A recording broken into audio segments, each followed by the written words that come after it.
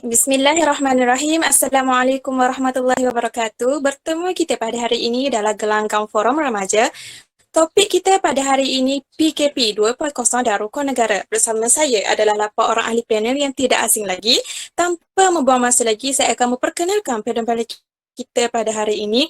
Baiklah, ahli panel pertama dari pihak pencadang ialah saudari Amira Amran. Selamat datang saudari. Seterusnya ahli panel kedua Ayu Jelita, saudari Nadratan Naim. Selamat datang ya saudari. Seterusnya nampak pemalu tapi bijak berkata-kata, saudari Nurul Alia. Selamat datang juga buat saudari. Dan ahli panel kita yang terakhir dari pihak pencadang yang sentiasa bersemangat, siapa lagi kalau bukan saudari Amira Jamaluddin.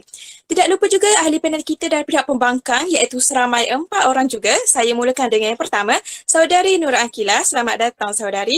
Seterusnya ahli panel kita yang sentiasa murah dengan senyuman iaitu saudari Nakibah Nokma. Tidak ketinggalan ahli panel kita yang namanya secantik tuannya, saudari Nur Idayu. Selamat datang ya saudari. Dan ahli panel kita yang terakhir dari pihak pembangkang yang sabar menanti nama boleh diperkenalkan. Saya ucapkan selamat datang kepada saudari Umi Anidayu. Baiklah, sebelum saya menyimpan dengan lebih jauh, mari kita dengar forum perbahasan antara ahli panel dari pihak pencadang dan pihak pembangkang mengenai tajuk forum kita pada hari ini iaitu idea PKP 2.0 dan Rukun Negara. Kita mulakan dengan ahli panel yang pertama dari pihak pencadang. Dipersilakan. Terima kasih saudari moderator. Assalamualaikum dan salam sejahtera kepada sidang hadirin yang dihormati. Pada pendapat saya, penghayatan prinsip kedaulatan undang-undang penting semasa PKP. Kedaulatan undang-undang merupakan aspek yang penting dalam memastikan rakyat Malaysia dapat hidup dengan aman dan harmoni. Apabila semua pihak bekerjasama dalam mendaulatkan dan mematuhi undang-undang, nescaya negara akan maju ke hadapan tanpa sebarang konflik yang menggugat kestabilan negara. Dalam konteks PKP ini, Jabatan Peguam Negara telah menyiarkan Warta Kerajaan Persekutuan mengenai peraturan-peraturan pencegahan awal penyakit berjangkit di bawah Akta Pencegahan dan Pengenalan Penyakit Berjangkit 1988 Akta 342. Pewartaan peraturan-peraturan tersebut adalah amat penting dalam memastikan rakyat negara ini dapat mematuhi arahan-arahan yang telah dikuatkuasakan oleh kerajaan dalam memastikan usaha kerajaan dalam melandai graf jangkitan COVID-19. Oleh itu, pematuhan oleh masyarakat sangat diperlukan supaya kestabilan negara dapat dikekalkan walau dalam musim PKP dan musim-musim lainnya. Terima kasih. Okay, terima kasih kepada panel kita yang pertama. Baiklah, itu pandangan panel kita yang pertama. Jadi, apa kata kita dengar pula apa kata panel kita yang kedua berdasarkan tajuk kita pada hari ini. Dipersilakan. Terima kasih saudari. Pada pendapat saya, Perintah Kawalan Pergerakan yang diumumkan oleh kerajaan berkait rapat dengan rukun negara kedua Malaysia iaitu kesejahteraan kepada raja dan negara. Dalam situasi Perintah Kawalan Pergerakan PKP iaitu pada bulan Mac tahun lepas, Sri Paduka Baginda yang di-Pertuan Agong yang bertindak sebagai Ketua Negara memberi beberapa arahan kepada rakyat dalam menghadapi gelombang COVID-19 ini. Baginda ada berkitah berkenaan beberapa penangguhan solat jemaah di masjid iaitu penangguhan solat Jumaat, solat jemaah dan aktiviti ceramah di semua masjid.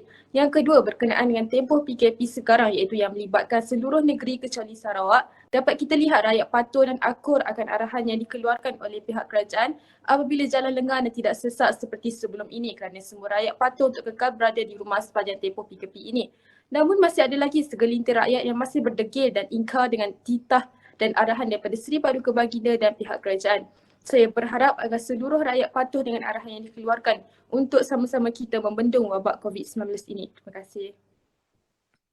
Sama-sama saudari. Terima kasih kepada panel kita yang kedua atas pandangan dan intipati yang sangat menarik. Tapi tidak lengkap rasanya kalau kita tak dengar hujah dari panel kita yang ketiga. Jadi dengan ini saya mempersilakan panel ketiga kita pula untuk menyuarakan pendapat beliau. Dipersilakan. Okey, terima kasih kepada saudari moderator dan sidang hadirin sekalian. Pada pendapat saya, etika Perintah Kawalan Pergerakan PKP mula dilaksanakan bagi mengekang penularan COVID-19. Rutin harian masyarakat dalam segenap aspek termasuklah dalam urusan perbelanjaan, keperluan harian turut dirasakan terjejas, berikutan terbatasnya pergerakan.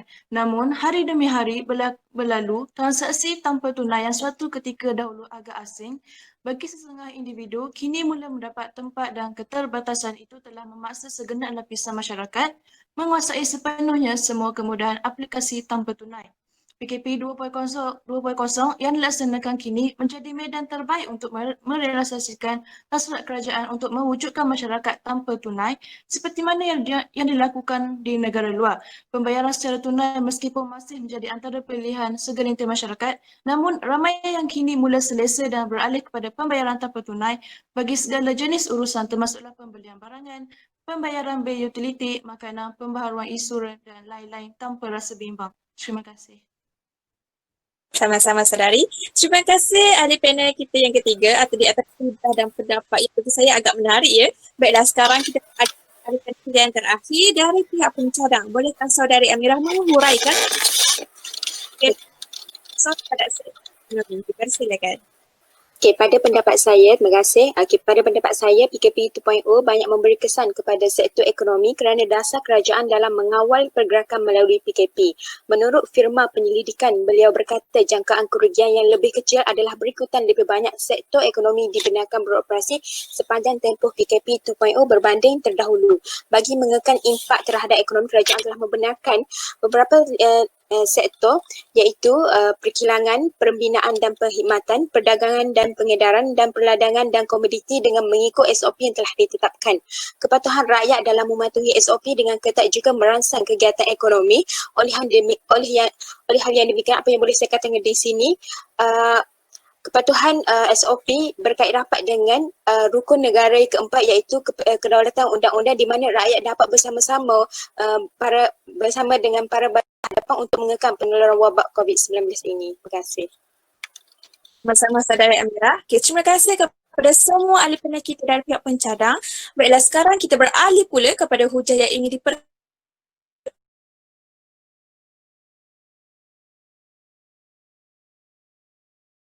diucapkan kepada saudari moderator.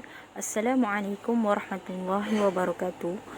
Untuk mengulas lebih lanjut berkaitan isu PKP 2.0 ini, saya akan menyentuh berkaitan dengan ekonomi.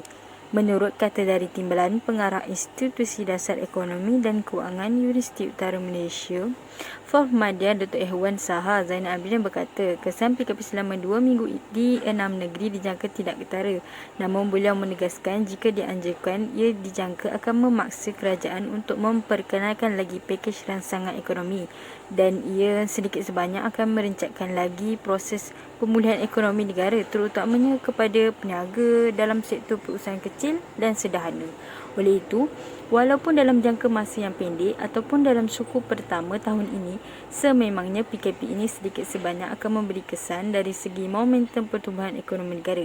Jika ini berlaku, kesan negatif ekonomi domestik juga akan menjadi lebih ketara. Sekian sahaja daripada saya. Terima kasih kepada panel kita yang pertama. Baiklah, itu pandangan panel kita yang pertama. Jadi, apa kata kita dengar pula apa kata panel kita yang kedua berdasarkan tajuk kita pada hari ini. Dipersilakan. Pada pendapat saya, pelaksanaan PKP 2.0 ini akan mendatangkan banyak kesan buruk kepada ekonomi negara. Perdana Menteri Tan Sri Muhyiddin Yassin pernah berkata, dia berharap PKP 2.0 tidak akan berlaku kerana akan memberi impak yang lebih besar kepada ekonomi negara berbanding PKP yang berlaku sebelum ini. Beliau juga pernah berkata jika PKP 2.0 ini berlaku, ia dikhawatiri menyebabkan kerajaan terpaksa memberi bantuan yang lebih besar kepada rakyat berbanding bantuan sebelum ini. Perdana Menteri turut mengakui kerajaan terpaksa menyuntik lebih banyak bantuan sekiranya PKP ditakdirkan berlaku sekali lagi. Bantuan sebelum ini berjumlah RM200 hingga 300 bilion kita bantu rakyat yang sebahagian besarnya sudah kita salurkan. Kalau PKP kali kedua, kita mungkin kena menyediakan jumlah bantuan yang lebih besar yang pastinya memberi kesan kepada ekonomi negara, kata beliau. Oleh itu, apapun, saya mendoakan dengan merealisasikan PKP 2.0 ini tidaklah memberi impak yang sangat besar kepada ekonomi negara kita. Terima kasih. Sama-sama. Okey, nampaknya perbincangan kita pada hari ini semakin hangat ya. Bagaimana pula dengan pandangan ahli panel kita yang ketiga? Bolehkah saudari mengutarakan hujah saudari berkenaan tindakan PKP 2.0? Dipersilakan. Assalamualaikum warahmatullahi wabarakatuh. Pada pendapat saya, pelaksanaan Perintah Kawalan Pergerakan PKP 2.0 susulan pandemik COVID-19 bukan sahaja membawa norma baharu dalam kehidupan masyarakat tetapi turut memberi nafas baharu kepada alam sekitar. Pensyarakan Fakulti Kejuruteraan Awam dan Sumber Alam Universiti Malaysia Pahang UMP berkata pelaksanaan PKP memberi kesan yang baik secara tidak langsung terhadap kadar pencemaran udara dan pelepasan gas rumah kaca ke sistem iklim global. Beliau berkata ia berikutan aktiviti manusia yang menyumbang kepada pembebasan karbon dioksida seperti asap kenderaan dan aktiviti perindustrian yang merupakan penyumbang karbon dioksida. Sekian, terima kasih. Sama-sama. Baiklah, nampaknya 3 hujah sudah kita dengar dari pihak perbankan tetapi tidak lengkap rasanya kalau kita tidak dengar hujah dari pihak perbankan yang terakhir. Dengan ini saya mempersilakan panel keempat kita untuk memberikan hujah berkenaan dengan forum kita pada hari ini. Dipersilakan. Terima kasih saudari. Pada pendapat saya, pelaksanaan Perintah Kawalan Pergerakan 2.0 ini akan mendatangkan kesan buruk kepada pelajar. Krisis COVID-19 tidak akan berakhir sehinggalah penemuan vaksin. Adakah pelajar perlu meneruskan pembelajaran dalam talian walhal pelbagai isu timbul akibat pembelajaran tidak formal ini, iaitu pelajar tidak mempunyai akses internet, pelajar tiada peranti untuk pembelajaran atas talian, kesukaran guru dan ibu bapa memantau prestasi pelajar, tiada proses pembelajaran dua hala sebaliknya hanya membuat kerja di rumah.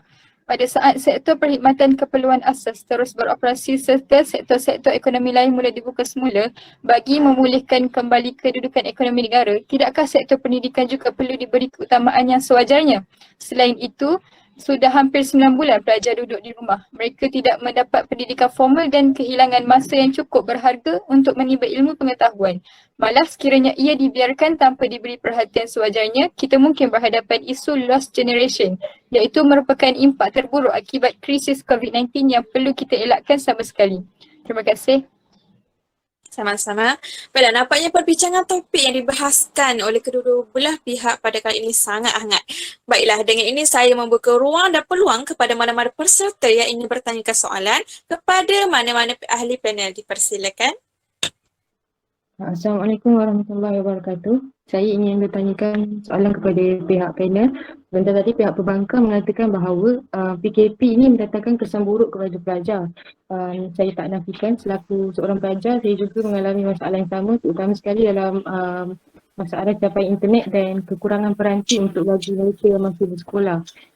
Soalan saya, pada pandangan pihak tuan, apakah langkah yang perlu diambil oleh kerajaan untuk memastikan pelajar tidak ketinggalan dalam pelajaran dan dalam masa yang sama mereka juga tidak terkena wabak COVID-19. Sekian, terima kasih. Okey, terima kasih kepada saudari atas pertanyaan itu tadi. Okey, pada pendapat saya, langkah kerajaan dalam memastikan pelajar tidak ketinggalan serta dapat mengurangkan penularan COVID-19 adalah dengan pelaksanaan pengajaran dan pembelajaran di rumah, iaitu PDPR, yang mana dilihat sebagai satu kaedah terbaik ketika penularan yang masih belum reda ini.